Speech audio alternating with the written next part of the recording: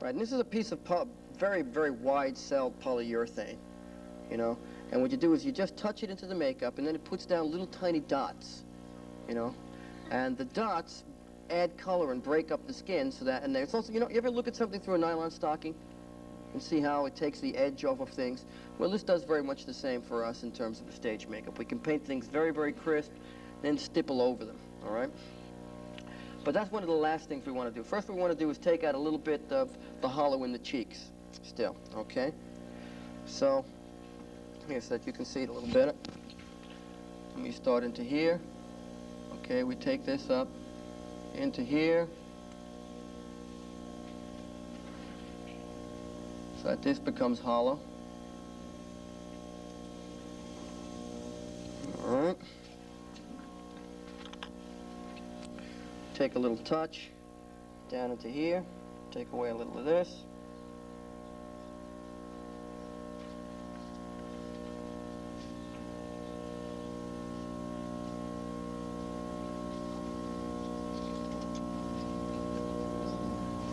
Okay, a little into there.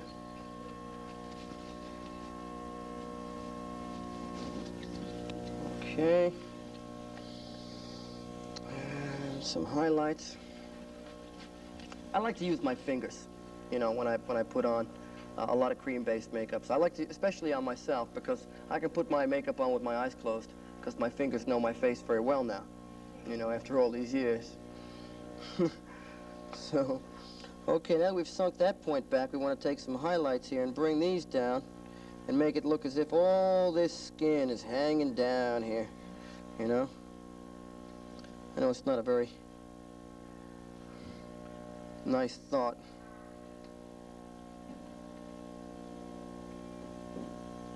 Okay, we'll do the same thing here. Bring this down. A little bit up into here. A little bit up into the lip. Okay, can you see that? The way that changes the whole shape there? Okay. Now, let's try a little bit of stippling colors. And I just put it down again. Here it is. Okay. And we'll stipple with a little bit of the yellow that we started with before. Okay. And this pretty much is difficult to see very close up, unless you're very close up. All right? But this adds little tiny little dots, almost like little checkerboards, you know, when you mix it with the different colors.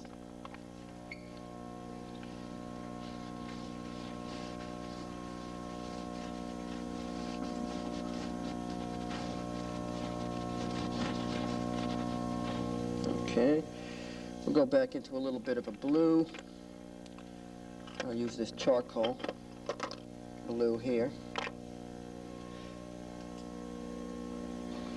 You know how your skin, you know, the little tiny capillaries that used to, you know, be so nice and red and give you this healthy, youthful look, but as you get older, they start to close up and turn blue, you know, and you get those little tiny blue veins in the face. Not very attractive. However, they're there.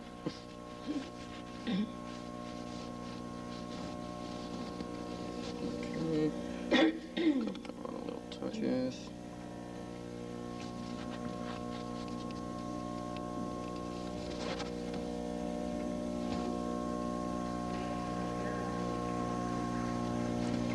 And then right into there, we'll take one little quick swipe with this.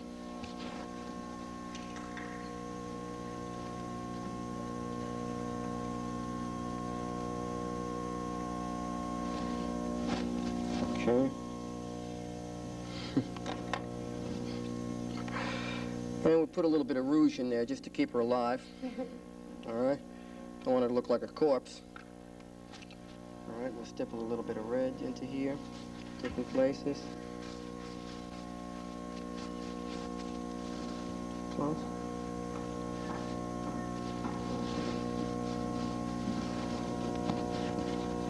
Okay.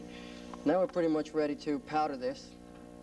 Now this has an aging makeup. You notice we've used a lot more makeup on this than we used on the other, so it's going to take more powder, right? You want to be generous with the powder. If you try to be skimpy with the powder, you're inevitably going to sabotage your own work, which can get you kind of angry after you just spent an hour and a half doing something. All right?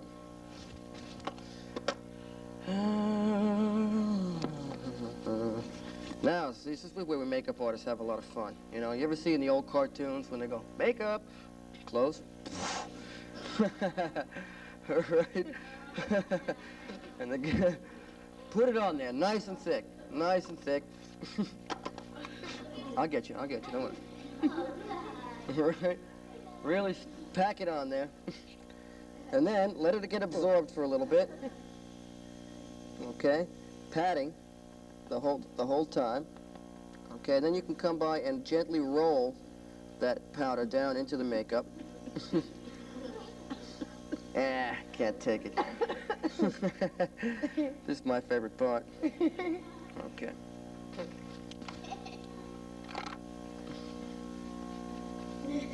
Go back. I got a good on this one. Keep close for a second. Okay, now we remove this excess powder.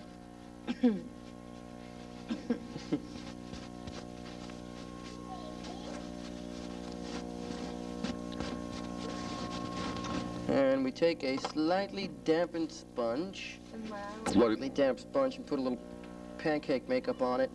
And the pancake, which will go on pretty much matte, we can take it and blend it. Add a little bit stronger lights in some places that we need it. Okay. We try to, instead of making the eyebrow more straight, we try to weaken it and make it unruly.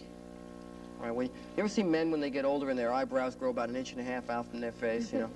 This is what we try to imitate, you know. Happens all the time. Your eyebrows just get real long sometimes. Really interesting. Okay. Just a little bit into the lips there. Okay, now let's take a look at this the way we did the other one. Bring her back a little bit from the mirror. We'll try to get our same page. Okay.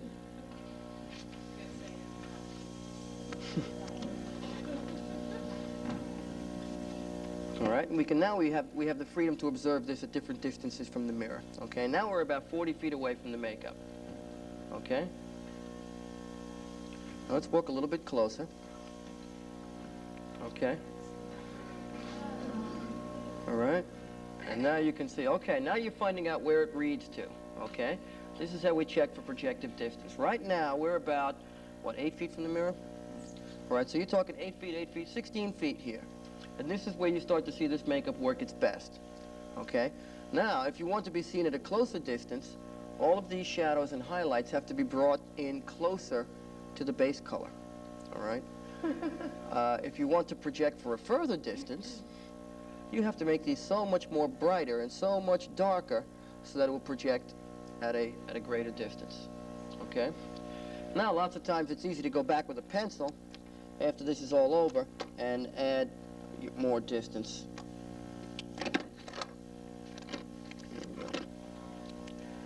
Okay. We can add a little bit more into here.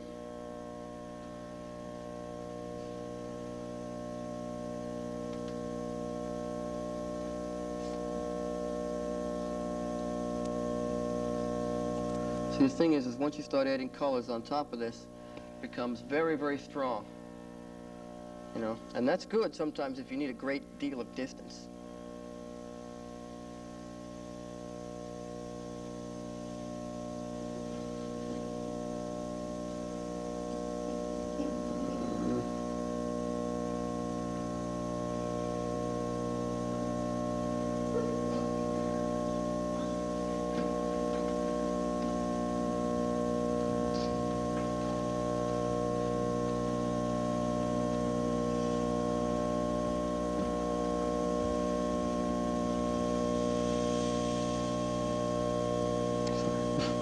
Beat up your eyebrow there. Beat up your lash.